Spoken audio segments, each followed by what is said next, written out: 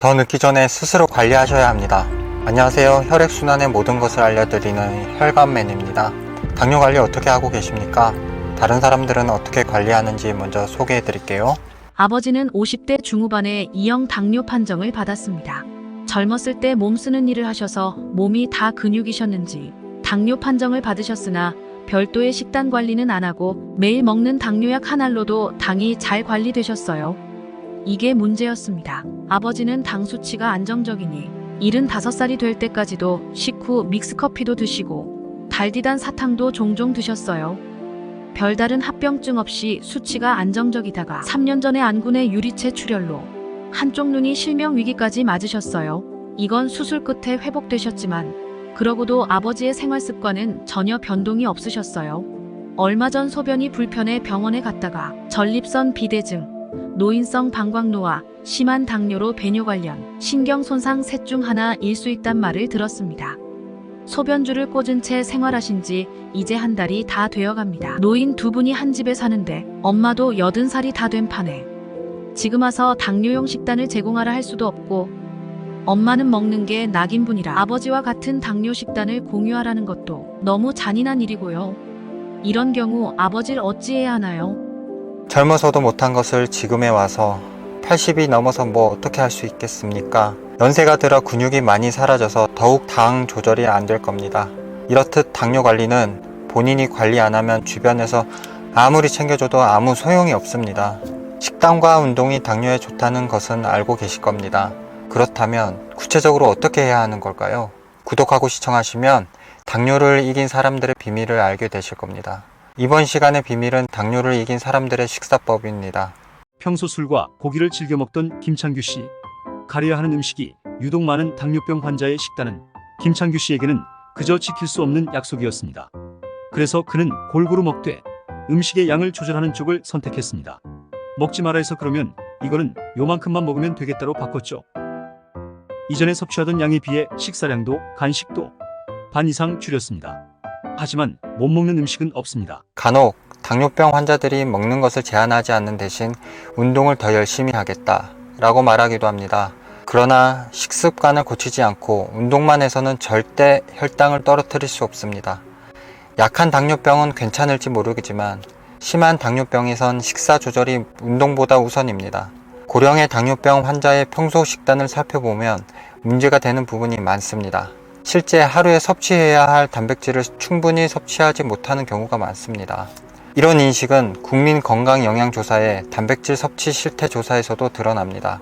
우리나라 사람들은 나이가 들수록 단백질 섭취량이 줄며 특히 75세 이상에서는 3명 중 2명이 단백질 섭취가 부족한 것으로 나타났습니다. 고기나 생선 같은 단백질 식품을 섭취하면 소장과 대장에서 인크레틴 호르몬이 분비됩니다. 인크레틴 호르몬은 위산 분비를 감소시키고 음식이 위에 오래 머물게 함으로써 식후 혈당의 급격한 상승을 막아줍니다. 또한 췌장이 인슐린을 잘 분비하도록 촉진하고 혈당을 올리는 호르몬인 글루카곤을 억제해 식후 혈당이 잘 관리되도록 합니다. 다른 사람의 사례를 소개해 드릴게요. 멋진 등 근육을 자랑하는 임지영 씨는 70대 중반이라고는 믿기지 않는 근육과 체력을 가지고 있습니다. 지금 저는 특별히 아픈 데가 없어요. 고지혈증이나 당뇨병이나 먹는 약이 없어요. 운동만큼이나 식단에도 신경을 씁니다. 1년에 라면을 먹는 횟수가 손에 꼽힐 정도로 인스턴트 식품은 거의 먹지 않고 나물과 제철 해산물을 즐겨 먹습니다. 특히 단백질 섭취에 많은 신경을 씁니다. 계란은 기본이에요. 보통 아침에 하나 먹고 저녁에 하나 먹고 기본적으로 하루에 2개 정도는 먹어요. 삶아서도 먹고 프라이해서도 먹고요. 근육의 재료가 되는 식품이 바로 단백질입니다. 당뇨병 환자에게 단백질 섭취가 꼭 필요한 이유입니다. 근감소증 예방을 위해 체중 1kg당 하루 1.2g 이상의 단백질을 섭취하는 것이 좋습니다. 체중이 50kg이면 하루 60g의 단백질을 섭취해야 합니다. 이를 한 끼 섭취량으로 계산하면 소고기는 100g, 생선 125g, 계란 2개, 두부 200g, 검정콩 50g에 해당하는 양입니다. 하버드대 연구팀의 권장 식단을 또 소개해 드리겠습니다. 당뇨병이 오래 지속되면 고혈당으로 끈적해진 혈액이 굳어 핏덩어리인 혈전을 만듭니다. 이 혈전은 염증의 원인으로 여러가지 혈관병, 즉 당뇨병 합병증을 유발하고 혈관이 막히면 뇌졸중이나 심근경색으로 사망에 이를 수도 있습니다. 이때 혈관 건강에 도움을 줄 수 있는 것이 바로 불포화 지방산입니다. 하버드대 연구팀의 권장 식단을 살펴보면 채소는 가능한 한 많이 먹고 견과류와 생선, 유제품으로 적절한 단백질을 섭취하며 정제되지 않은 탄수화물과 식물성 기름을 섭취하라고 권장합니다. 여기서 눈여겨봐야 할 것이 바로 식물성 기름입니다. 올리브유, 들기름 등의 풍부한 불포화 지방산은 우리 몸에서 콜레스테롤 수치를 조절해 혈관을 깨끗하게 만들어줍니다.